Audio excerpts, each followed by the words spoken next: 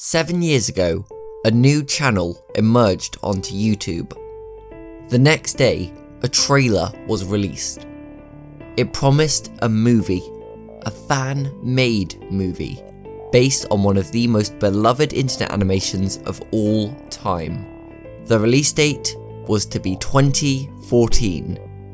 And now, in 2020, that movie is still in development. What the heck? Okay, so it's no secret that the fan movie has a long and complicated history with plenty of ups and downs. The result, of course, being a series of delays and a lot of misinformation. But I still find it one of the most endearing fan projects out there, and I have a lot of hope for this movie. And I think that if you care about Eddsworld at all, then you should be excited as well.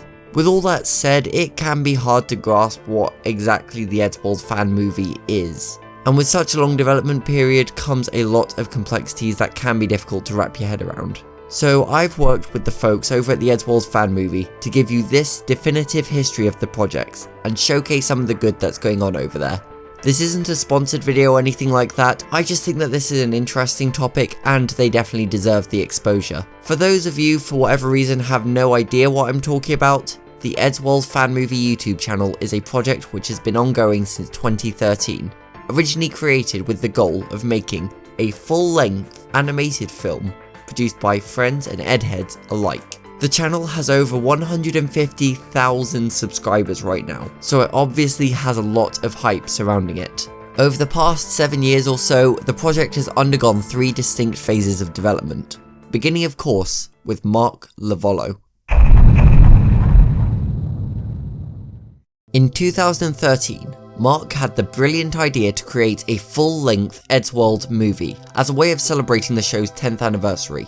Without giving away too much of the plot, he was inspired quite heavily by the episode Space Face after it came out, seeing a lot of potential for a film concept. The film would incorporate several characters and set pieces from the show, and it would contain many references to fan favourite moments and long-running jokes. At around an hour long, it was going to be one of the most ambitious fanimations in YouTube's history. Excited by all the big ideas he had for the film, he dropped the first teaser trailer in March 2013, compiling pre-existing Eddsworld footage and showcasing some of his original animation. Though the trailer received a lot of attention, the production was missing a few key elements. Namely voice actors, composers, sound designers, animators, and, well, basically all of the script. Mark knew almost exactly how the story was going to unfold, but a Wikipedia synopsis is not equivalent to a complete script. Not even close. The earliest stages of almost any project tend to be defined by ambition, excitement, and optimism. In this case, the predicted release date of autumn 2014 was very, very optimistic. A year and a half might sound like a long time, but when you're creating an hour-long cartoon and don't even have a finished screenplay, trust me, it isn't very long at all. Nevertheless, the message was out there, and an army of talented voice actors and animators soon jumped onto the project as the script was nearing its completion. At the start of 2014, we saw the first of several animated shorts, called minisodes. These turned out to be a huge hit with fans, and we would end up seeing a handful of similar episodes over the next few years. It is worth mentioning that although everybody was working hard, Mark was doing most of the heavy lifting himself at this point. Not only was he the face of the project, but he was also involved in almost every aspect of development, from writing to directing to voice acting to animating. This is pretty common for smaller, low-budget features. The lower the budget, the more roles you and other multi-talented individuals have to take on. Looking back to some of the earlier Eddsworld episodes, Ed did all the animation, Tom did a lot of the music, etc. But as you can imagine, that dynamic creates a huge amount of strain on key individuals.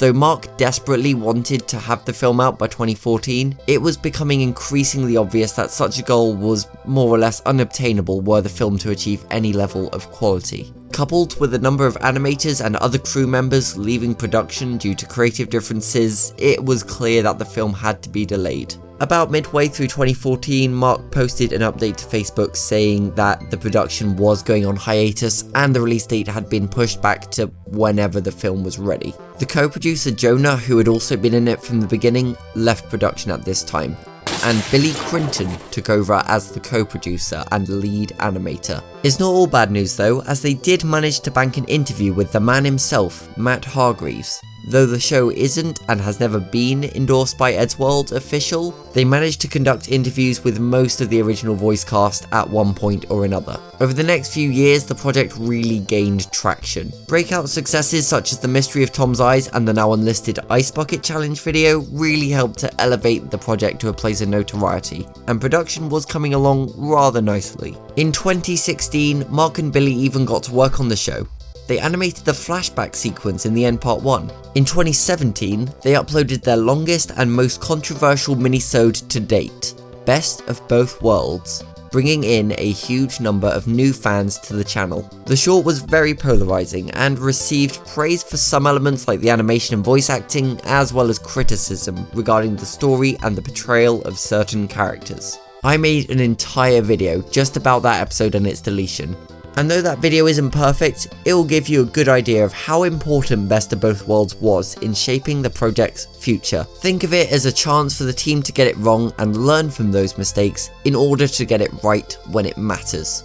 Around this time, Billy also stepped down as lead animator to focus on more important projects, leaving John Lopez to take his place. Though he's still a big part of the project and crew, he currently works with Tom Scar on Crash Zoom, and he does cleanup on other channels such as Weeble and Mashed. Also in 2017, Mark started a daily episode review series called Eddsworld Recap, where he reviewed every main series Eddsworld episode over the course of 1 month.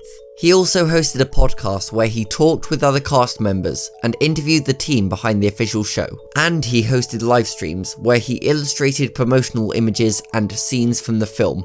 And he made regular updates on important developments and behind the scenes information. And he managed all the different social media outlets, and he juggled responsibility on the production of 2 or 3 minisodes at a single time, and wasn't there a film he was supposed to be working on? So yeah, at this point the fan movie channel had expanded way beyond what was originally envisioned. What had started as an effort to create a single fan animation had grown into the biggest entity in the fan base by far.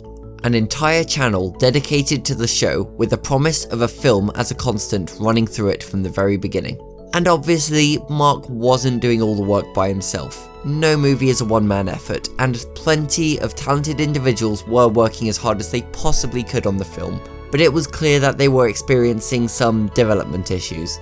A lot of the crew weren't really being utilised, and a lot of them didn't really know what was going on or understand the changes that were being made. Mark was handling a lot of the tasks and decisions himself, and he definitely felt a little overwhelmed by his responsibilities and having so much attention from the fan base. So in 2018, he decided to step down from his role as director. Due in part to high stress and great responsibilities, but also in order to focus on his own channel and pursue other projects. And that left an empty space in the director's chair. One that would be filled by John Lopez. After John took over, a few changes had to be made to help tackle some of the problems that had emerged over the previous 5 years. Firstly, the script had to be rewritten. Not changed massively, the story would remain pretty much the same, but the script did undergo some rewrites. Part of it was taking into account the criticism that Best of Both Worlds received, but really it just needed some general improvements. The crew also decided to scrap the minisodes, including the episodes that were already in production. The team were basically making bootleg episodes at this point and weren't technically allowed to use the characters for anything other than the movie. The decision came following a meeting between Mark and Matt in New York, wherein Mark was told to stop making the shorts. The episodes were also being monetized at the time, which was kind of illegal. All the minisodes have since been voluntarily demonetized, and the team has made a conscious decision to no longer make sponsored videos for the movie channel. Aside from all the legal stuff, the shorts were also segmenting the team's efforts and diverting their attention away from the film. Scrapping the minisodes really helped with their overall productivity. At first, the crew largely wasn't cooperating with John, and he found his role as director quite daunting. So he brought on his friend and fellow animator, Piptoons, to help him co-direct. Over time, they came to realise that Pip was actually a better fit for the main directorial role, and John decided to step down from production entirely to focus on his own projects, including becoming the central artist for Eddsworld Official. Mark did have some creative control over the movie at first, but he eventually agreed to letting Pip take control of the whole process. Mark is very much still on the team, and he is currently the voice of Matt in the film and a composer, so he is definitely playing a very important role. Pip is the current director, and more recently he's brought on Collin from Pylord Pictures to fill in the role of assistant director. And that history lesson brings us to today. After no less than 5 directors in 3 phases spanning almost 7 years, the project is now more alive than it's ever been. There was a recent and much needed refresh of the crew, knocking it down to only the most active and necessary people. Pip is now doing a complete rewrite of the script from the ground up. Still following Mark's original story of course, but with some major and minor changes for the sake of consistency, pacing, that sort of thing. Right now we're seeing semi-regular updates from Pip and his team, as well as live streams and a new podcast with some of the crew members. There are a number of frequently asked questions and misconceptions that need to be addressed, so I'm going to do my best to cover all of those right now. Who is currently on the team? Like I said, Pip and Collin currently take up directing roles. Mark is still involved in the project, but generally he focuses more on his personal channel. Also on the team is Cree, who you may know as the host of What the Future Reanimated, and he's currently managing the social media side of everything. A lot of the voice cast has also been finalised, including voices for Ed, Matt, Tom, Commander Bai, who actually plays quite an important part in the film, and 2 original characters, General McCoy and Private Martin. General McCoy, by the way, is going to be the main antagonist for the film. He's sort of become the de facto mascot for the channel in some sense. Is there a release date? How can I watch the film after it comes out? The current plan is to release the film to YouTube whenever it's ready. Too much pressure is what caused the whole project to almost fall apart long ago, and whilst everyone is working at high capacity, an upload date would raise expectations and create unnecessary pressure on the team. Luckily for us, the film will be free for everybody, available to watch in its entirety on YouTube. The movie is going to be American. I thought that Eddsworld was a British show. Other than the characters who aren't British, everybody in the film is going to speak with an English accent. Are the minisodes coming back? Most of the minisodes are still up, but don't expect to see any more anytime soon. At least not any starring official Eddsworld characters, for the reasons that we already mentioned. Of course, animations not utilising the Eddsworld characters are still on the table, though that could still have the problem of diverting team efforts. What's going to happen to the channel after the film comes out? Only time will tell. Most of the crew have their own personal projects that they work on, and if you like the sound of this movie, then you should definitely give them some attention. A lot of them actually work together on each other's YouTube channels.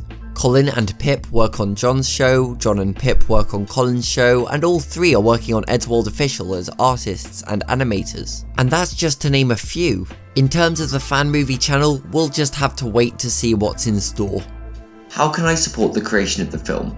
Can I be an animator or a voice actor? Right now, the best way to support the film is by subscribing to the Eddsworld Fan Movie's official YouTube channel and spreading the word.